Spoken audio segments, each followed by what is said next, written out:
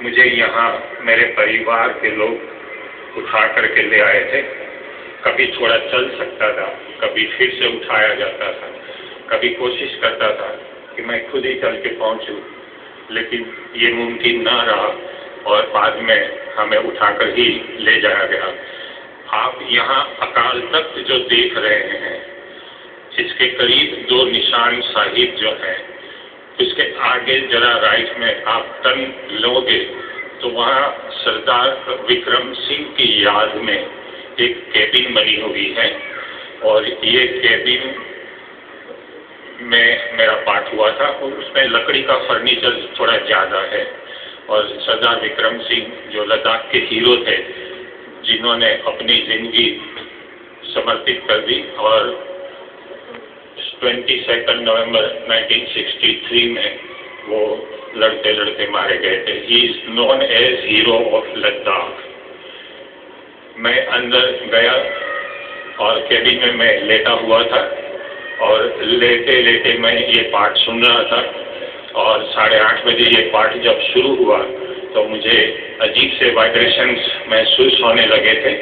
मैं बड़ी श्रद्धा से गया था उस वक्त जब गया था तब, क्योंकि मेरी सिस्टर इन लॉ ने और सरदार केसर सिंह साहब जो है सूरत में, जो होटल इंडस्ट्रियलिस्ट तो है ही गुरु कृपा से, लेकिन वहाँ के उजना सूरत गुरुद्वारा के प्रधान भी है, उनसे भी मैंने काफ़ी जानकारी मूल मंत्र के बारे में, सिखिज्म के बारे में और गुरुबानी के बारे में प्राप्त की थी।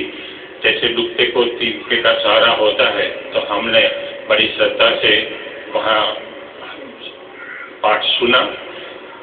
आपको मालूम है 7.5 घंटे के बाद शायद वो सुखमनी साहिब जी का पाठ शुरू होता है और जैसे ही वो पाठ शुरू हुआ हमें जो वाइब्रेशंस महसूस होते थे, in English it is called the waves of energy, वो एनर्जी वेव्स मेरे शरीर में प्रवेश कर रहे थे। मैंने इसलिए मेरी धर्मपत्नी को कहा कि तुसी मेरे से गल नहीं करो, मुझे डिस्टर्ब नहीं करो, मैं ये पाठ काफ़ी एंजॉय कर रहा हूँ। उसमें हिंदी उर्दू के अल्फाज भी होते हैं, तो मैं उसके मतलब भी समझने लगा था।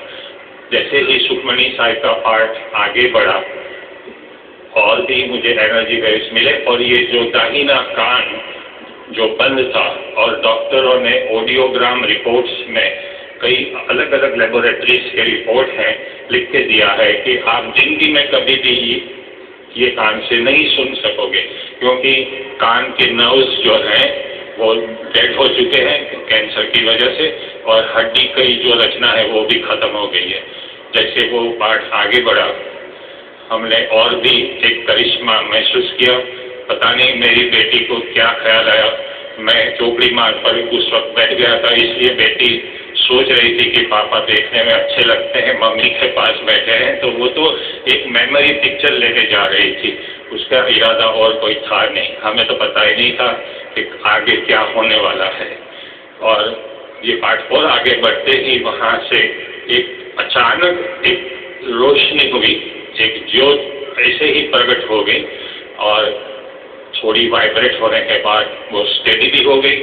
फिर वो मेरे पास आने लगी, जिसके फोटोग्राफ हैं, नेगेटिव हैं, और मेरे शरीर में ये उंगली पर प्रवेश कर गई। यहाँ से उसके 2 हिस्से हुए थे और आगे बढ़ते बढ़ते ये शरीर में ऊपर कुछ waves of energy are entering my body.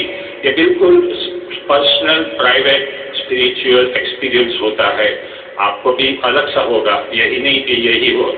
लेकिन ये जब एनर्जी वेव आगे बढ़ते गए, ये कान जो था जो 5 साल से बंद था, डॉक्टर कहते थे आपने कभी नहीं सुन पाओगे, वो सुखमनी साहिब का पाठ सुनते सुनते ये कान खुल गया।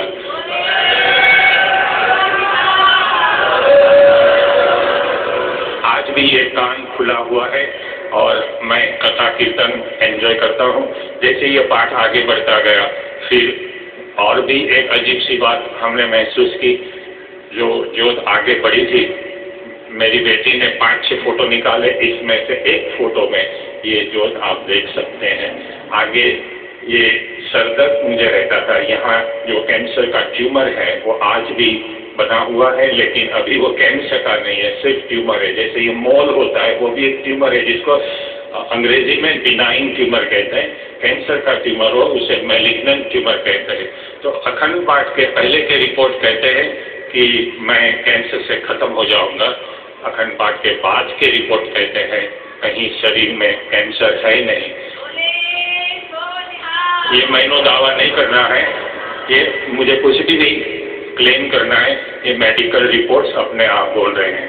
और आज तो मेरे जो डॉक्टर जो थे cancer specialist, chief cancer specialist, मैं हिंदी में बता रहा हूँ, डॉक्टर के सीसा कहते हैं कि वासु भारद्वाज को कैंसर हुआ इसलिए हम अगस्त 2001 से उन्हें कीमोथेरापी दे रहे थे। 6 कीमोथेरापी फेल हुई थी, यहाँ होल का निशान भी बना हुआ है।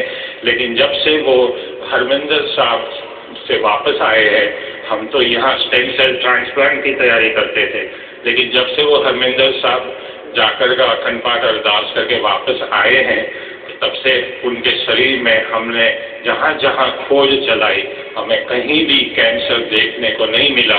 इसलिए हमने स्टेम सेल ट्रांसप्लांट ड्रॉप कर दिया है और वासु भारद्वाज एक तंदुरुस्त शख्स की तरह कोई भी तनावपूर्ण सिचुएशन में कोई भी काम कर सकते हैं, घूम सकते हैं। आंखों के चश्मे थे वो भी कम हो गए।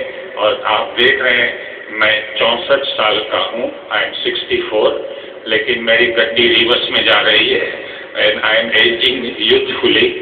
और ये गुरु कृपा ही है। कृपा करके आप इसको चमत्कार नहीं कहिएगा, ये चमत्कार नहीं है, ये गुरु कृपा है। और मेरे पर जो गुरु कृपा हुई है, इससे बढ़कर भी गुरु कृपा किसी पर भी हो सकती है, आप पर भी हो सकती है। और अरदास सुनने के लिए तो गुरु बैठे ही हैं। जैसे कबीर ने भी कहीं कहा है कि आप दिल से अरदास करो तो आप सुन सकते हैं, अरदास गुरु तक पहुंच भी सकती है। कबीर कहते हैं मस्जिद मुल्ला